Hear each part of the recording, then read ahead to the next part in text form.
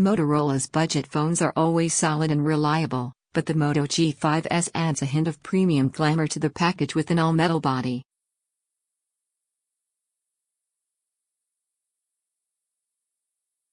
It's just a shame the improvements elsewhere don't go quite as far as the Moto G5S Plus though.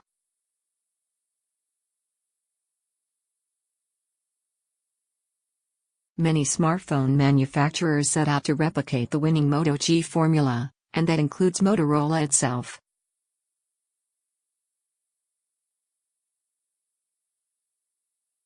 Following on from the Moto G5 Plus and the Moto G5S Plus comes a third Moto G5 spin-off, the Moto G5S.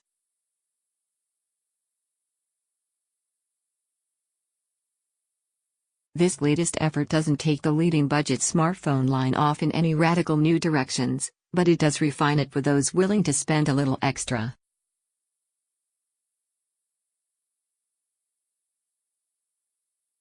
At £219, $349 Australian dollars, around $290, but it's not coming to the US, the Moto G5S is a good £60 dearer than the original model right now.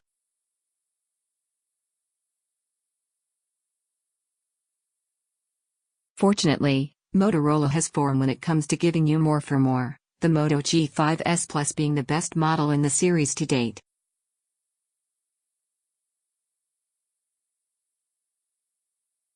While the Moto G5S doesn't offer quite the same level of clear differentiation as the larger Moto G5S Plus, it remains a fine affordable phone in its own right.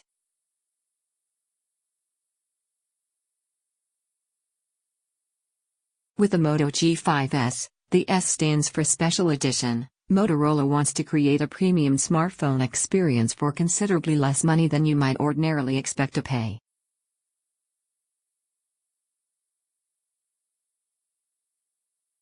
So, you get an all-metal design, a speedy fingerprint sensor, super-fast charging, a generous 32 GB of internal storage, and a strong camera setup.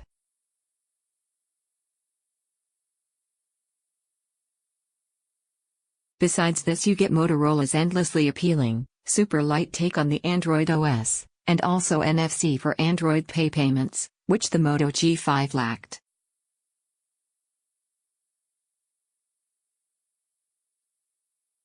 Of course, this ostensibly generous approach is no longer particularly fresh or surprising.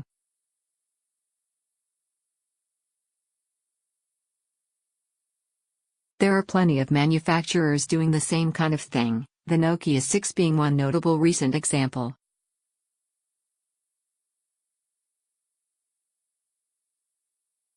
But most examples fall short on some area of execution. We've become increasingly aware of the telltale signs to look out for that a phone isn't, in fact, the top-level smartphone experience it appears to be.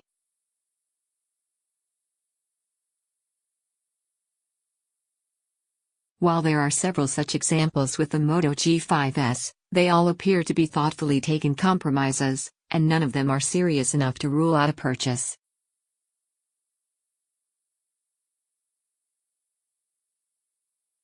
Yep, this is another budget phone win for Motorola. Like the Moto G5S Plus immediately before it, the Moto G5S considerably steps up the production values from the Moto G5.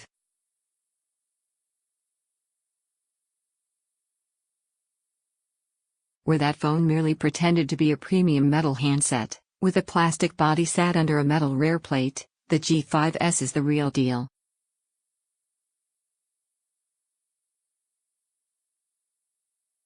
It's an all-in-one unibody metal design from top to toe. You've got a single slab of glass covering the entire front of the phone and a glass camera cover, then it's hard-cool aluminium all the way.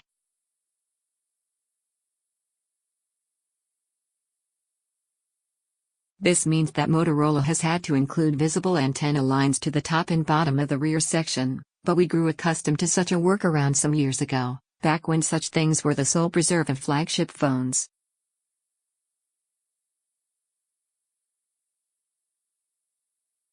As with the G5S Plus, the best thing we can say for the Moto G5S design is that we moved to it directly from a phone worth double the money, in this case the OnePlus 5. And it didn't feel like a huge drop in standard.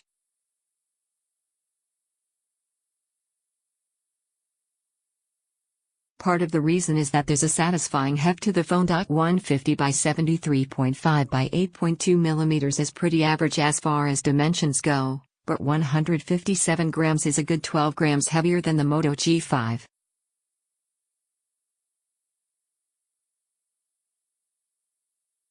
It's still not excessive, but you know you're holding it. Motorola continues to place its fingerprint sensor on the front, underneath the display.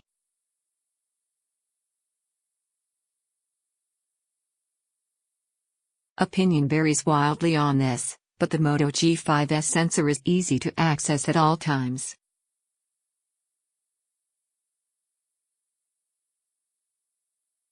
More importantly, the sensor itself is fast and accurate. This sensor essentially acts as a secondary, capacitive sleep switch, so aside from unlocking the phone, it can be held to power the screen down.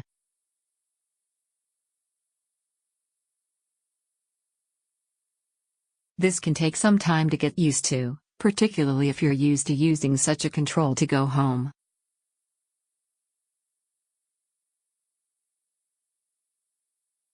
That won't work here. You have a virtual home button just above for such a thing.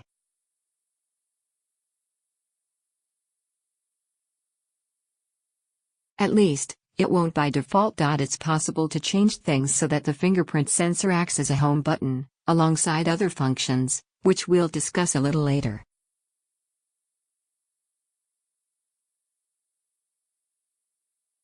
Along the bottom of the phone you have a micro USB port, which is one of the first signs of compromise here.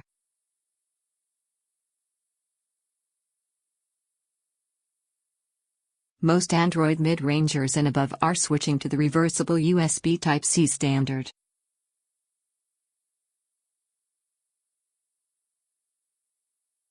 It's a bit of a downer, but on the plus side you've probably got plenty of spare micro USB cables clogging up your drawers.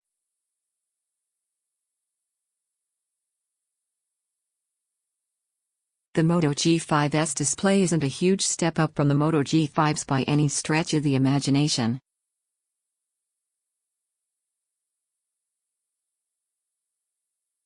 In fact, the only boosted spec relates to its size, 5.2 inches versus 5 inches. Hardly a massive increase, but it's a welcome one.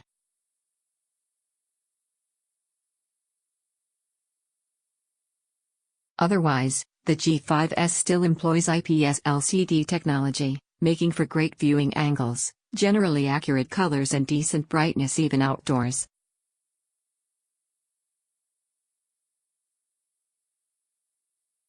What it doesn't have is the kind of eye-searing color contrast or deep blacks of an AMOLED panel.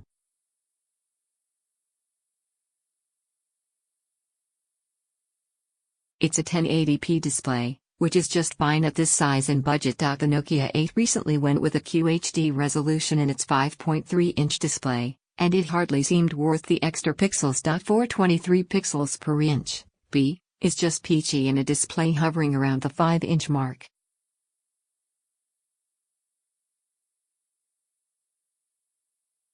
Text is sharp, photos are clear, videos pop, and you can browse web content comfortably.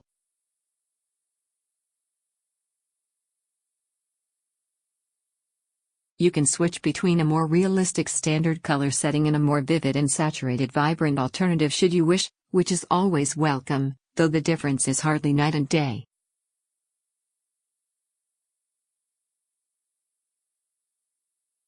One telltale sign of the Moto G5S display's budget nature is an unsightly black border that runs around the display, and that's before you get to those chunky bezels.